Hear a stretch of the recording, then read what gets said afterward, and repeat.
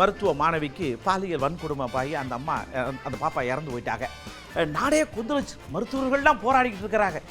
என்ன நீங்கள் முதலமைச்சர், என்ன நீங்கள் இந்தியா கூட்டணியில் இருக்கீங்க, கொஞ்சம் கூட உங்களுக்கு பொறுப்பு இல்லையே, இதை பற்றி ஒரு கண்டன அறிக்கை கூட விடலையே அப்படின்னு நான் சமீபத்தில் இந்த தேசிய மகளிர் ஆணைய உறுப்பினர் பதவியை ராஜினாமா பண்ணாங்கல்ல, அவங்க கொந்தளிச்சிருக்காங்க.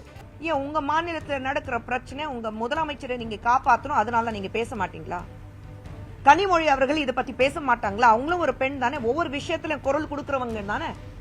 ரொம்ப ஆச்சரியமா இருக்கு, கனிமொழி அவர்கள் இதை பத்தி வாயை திறக்கல, பேசவே இல்லை. பார்லிமெண்ட்லயும் சரி எங்கேயும் சரி யாரு பிரஸ் பார்த்துட்டு ஒரு ட்வீட் கூட பண்ணல, ஒரு சோசியல் பிளாட்ஃபார்ம்ல ட்வீட் கூட பண்ணல, இது கண்டிச்சு ட்வீட் கூட பண்ணல, ஒரு கேள்வி கூட கேட்கல.